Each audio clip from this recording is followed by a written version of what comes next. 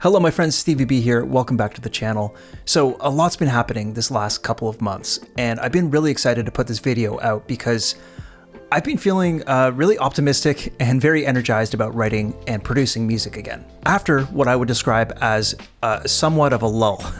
And you guys know how it is. We go through these phases where we get really inspired and very productive, and sometimes we just run out of steam for a while. It happens. And despite feeling a bit burnt out, especially through the first bit of this year, I've actually written a lot of music throughout the year, and productivity itself hasn't been a huge issue necessarily, but I felt as though the process has started to wear me down a little. And one of the reasons for that has simply been that I guess I've become really bored of using the same sample libraries and virtual instruments over and over again. And I'm definitely sick of scrolling through Splice and looking for like loops and samples there as well. And I've been deeply craving more human inputs and more human collaboration in my production tracks. And I'm happy to say that I finally found a really unique and interesting way to tackle this problem. And that's what I'm going to talk about in this video. I've been using a service called Musiversal. And quite frankly, I was skeptical about Musiversal before I signed up, and I'll explain why in a minute.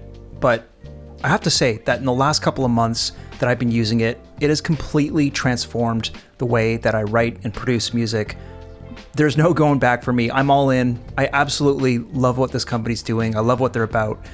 And it's just been a godsend for me. If you write music for television, for advertisements, trailers, sync libraries like I do, I think this could be a huge game changer for you. And in this video, what I want to do is just walk you through exactly what Musiversal is, how it works, and whether or not it's worth it for you. Quick disclaimer, this is not a sponsored video. I'm a paying subscriber to Musiversal, but I do have an affiliate link in the description below that will get you 25% off your first 3 months.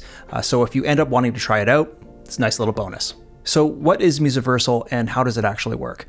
In a nutshell, it's a subscription-based platform that gives you access to live recording sessions with top-tier musicians, vocalists, and engineers, all done over remote video link. You get unlimited sessions every month. Each one is 30 minutes long, 45 minutes if you're working with vocalists, and you can use that time however you want. You can have the musicians play pre-written parts, or you can ask them to improvise. And you have access to an incredibly diverse roster of world-class musicians that play bass, play stringed instruments, horns, vocals, guitars, drums. You can even book mixing and mastering sessions. And once the session's over, you get your stems delivered to you within 15 minutes. It's amazing. So like I was saying, I was a bit skeptical before I signed up because for me personally, I was wondering how much I could realistically get done in a 30-minute session. And what I've come to understand is that in order to maximize that 30-minute window, it takes some careful preparation on your part so that the musician knows exactly what to do when the session starts. And I'll chat a bit more about that in a minute, but rest assured that their roster is heavily vetted.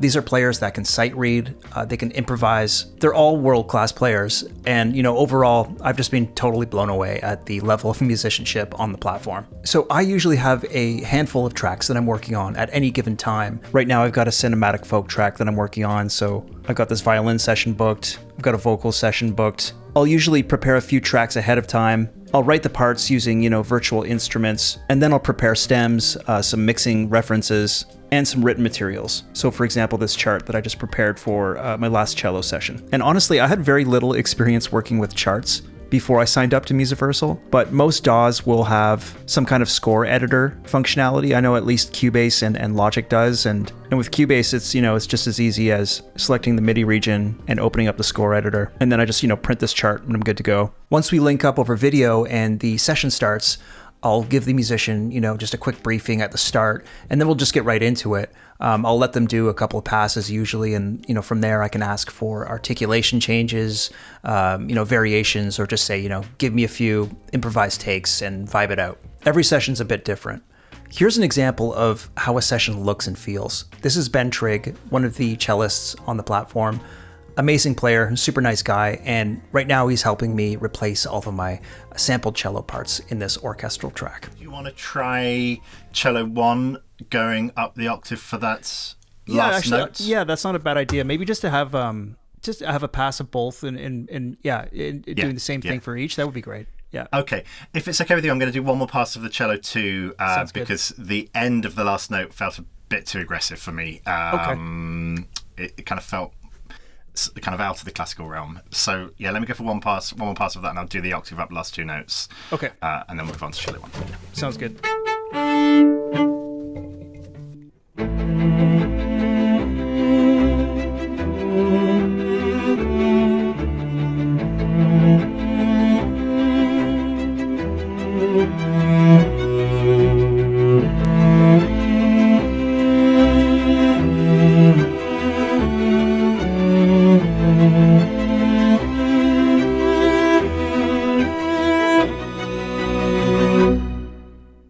Nice. Yeah, that felt good. Great. Yeah, I think we're good. Yeah, written parts, I think we've got everything down really nicely there. Yeah. Cool. Fantastic, man. All right, I'll let you get to bed. Yeah, it's always a pleasure working with you, man. I look forward to the next time. It's great. Me too. Yeah. Thanks so much. Okay, take care, Ben. Okay, so let's talk about pros and cons because no platform is perfect. Some of the pros we've already gone over here. So, live real-time sessions, you're actually collaborating, not just sending files into the void like you would on like a platform like SoundBetter, for example. Nothing against SoundBetter, of course, but, just having that ability to have like real-time interaction with the player as they, record your parts is just, it's amazing. Another pro is just that they have a huge roster, 130 plus different instruments, more than 40 different musicians on the platform, and they're growing all the time. Oh, and another pro, which I almost forgot, super important, is that you own everything, 100% of the recording, master, and publishing. And this is a super important point, of course, for anyone like myself who's doing a lot of work with sync libraries and such. My last pro here is that I would say it's actually really cost effective. $199 a month might seem really steep, and it is a lot of money, but you have to think about it in terms of value. A single pro session musician might charge that per track. So with Musiversal, you could do like 10 to 15 sessions a month and, bring live elements into everything that you're working on. If you're looking at it that way, at that rate, you're paying less than like $20 a session. So there are some cons as well. I would say the biggest one is that you do need to plan ahead. And there are some musicians that are more sought after on the platform than others. And some of the more popular ones can take up to 5 to 10 days, sometimes more, to book in advance. Another con is that time zones can be tricky. For me, it hasn't been too much of an issue, but yeah, depending on where you're located in the world, it could be. There's been a few sessions that I've booked where I was traveling and I couldn't actually attend. So I just made sure to, write very detailed notes because I wasn't going to, be there in person to communicate, and it ended up being totally fine. And lastly, I would say the biggest con is that if you're not using it regularly, you might not be getting the full value out of your subscription. So yeah, at the end of the day, I think the value you get out of it is dependent on how much music you're producing. So as someone who's writing for sync and production libraries, realism and authenticity are everything. The quality bar for top tier production libraries and publishers is very high. And I think you need an edge. I think you need to stand out. And, you just can't beat the real thing. Virtual instruments are amazing. The technology is incredible.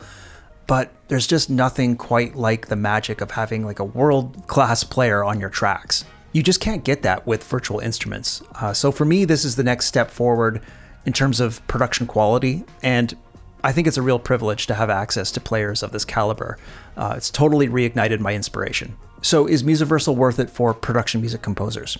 For me, absolutely. Yes, I use it every week.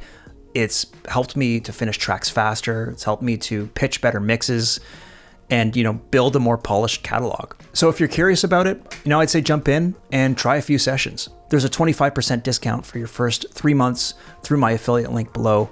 Go check that out. I think it's a solid way to test it out for just $150 a month. And hey, if you're listening to this and you've tried Musiversal or you're thinking about it, please feel free to drop a comment below. I'd love to hear how you're using it or answer any questions you have about it. In the meantime, thanks so much for listening, guys. Don't forget to like and subscribe to the channel, and I'll see you in the next video. Take care. Bye.